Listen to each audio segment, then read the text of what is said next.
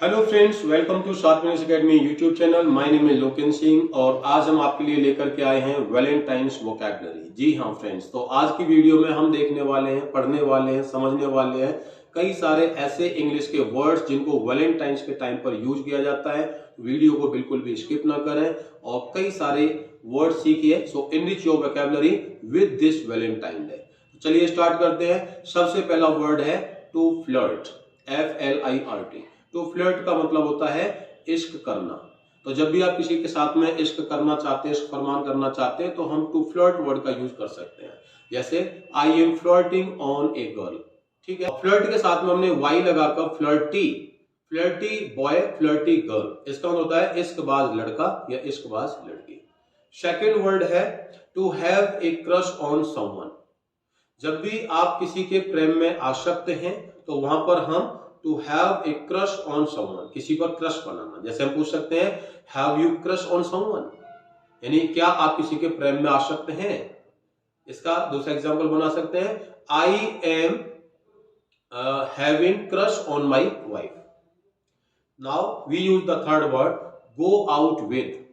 Go out with का मतलब होता है किसी अपने बी लव्ड के साथ में, जैसे आप प्यार करते हैं, बी लव्ड के साथ में मूवी के लिए अथवा डिनर के लिए जाना। To spend more time out of family, out of home with your lover. तो मैं इसका एग्जांपल में बना सकता हूं I am going out with my wife today. Next word we talk about candle lit dinner.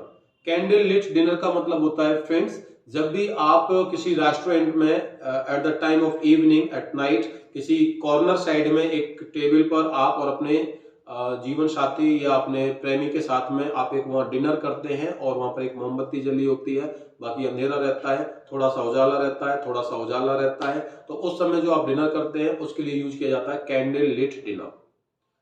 Next word है table for to.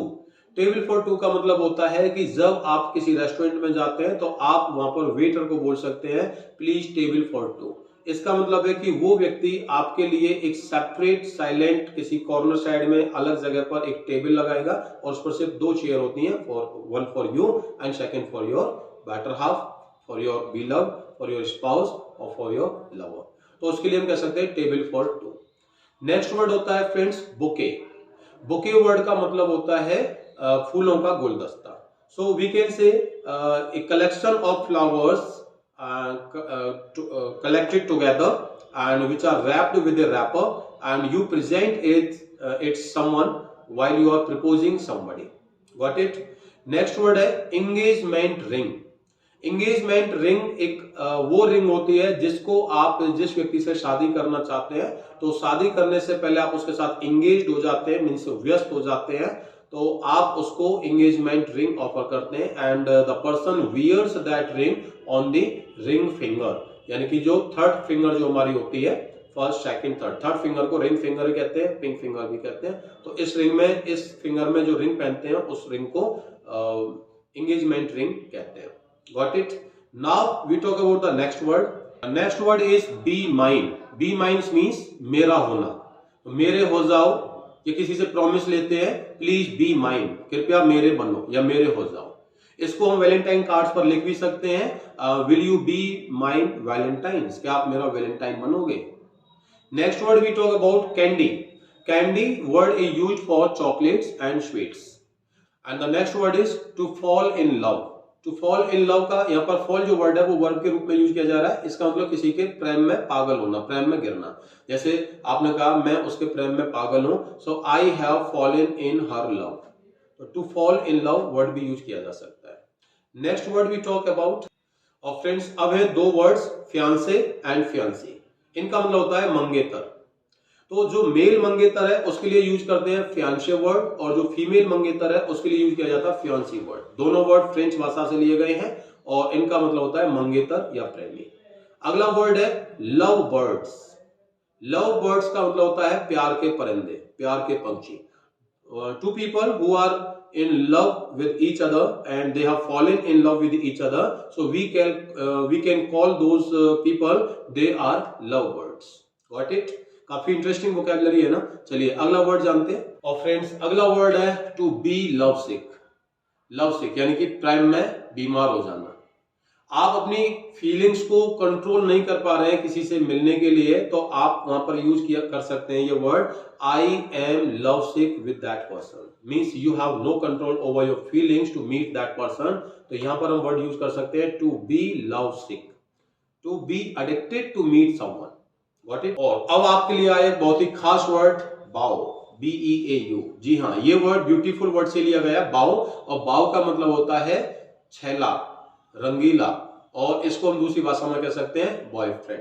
तो boyfriend के लिए एक नया वर्ड आपको मिला बाओ। ही is my bae. Any girl can speak to any person, he is my bae. My बाओ हैज प्रपोज्ड मी। और इसके लिए दूसरा वर्ड लड़की के लिए दिया गया है गर्लफ्रेंड। गर्लफ्रेंड के लिए हम एक वर्ड यूज करते हैं Donna, DONNA। Donna word is also use for the lady who loves to someone, यानी गर्लफ्रेंड। तो गर्लफ्रेंड की जगह पर हम डोना वर्ड का यूज कर सकते हैं। अगला वर्ड है pop the question. Pop the question का मतलब होता है टू प्रपोज समवन। जब आप किसी को अपने एक घुटने पर बैठ करके और उसको प्रपोज करते हैं फ्लावर दे करके, तो उस कंडीशंस में आप कह सकते हैं I popped the questions to her. दूसरा example, how did you pop the questions to her. आपने उसको कैसे प्रपोज किया। So pop the questions means to propose someone. Next word is woo, WOO। woo means to show your love towards someone. अपने प्यार को किसी के सामने इजहार करना, उसको दिखाना, ये एक वर्ब है। अगला वर्ड है क्यूपाइड, CUPID। क्यूपाइड का हिंदी में मतलब होता है कामदेव, लेकिन इस वर्ड का हम यूज करते हैं उस व्यक्ति के लिए जो बहुत ही अट्रैक्टिव लग रहा है, या जिसके प्रेम में आप पागल हैं, तो आप कह सकते हैं she is my Cupid, he is my Cupid. Friends next word is court, COURTING। Court का मतलब होता है अपने पक्ष में कर लेना। When you want to court any girl, so in that case you use the word court. Court का मतलब किसी को फंसा लेना, अपनी बातों में ले लेना, so we use the word court. Are you courting her?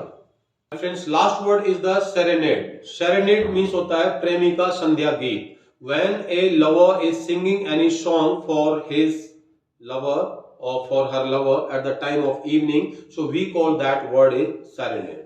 For example, she has serenade for me.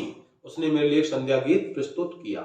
So how did you feel about that vocabulary? Hope you got so many words and with their meanings. So please rate us, like it, share it, subscribe it. Thank you for watching Sharp Links Academy YouTube channel.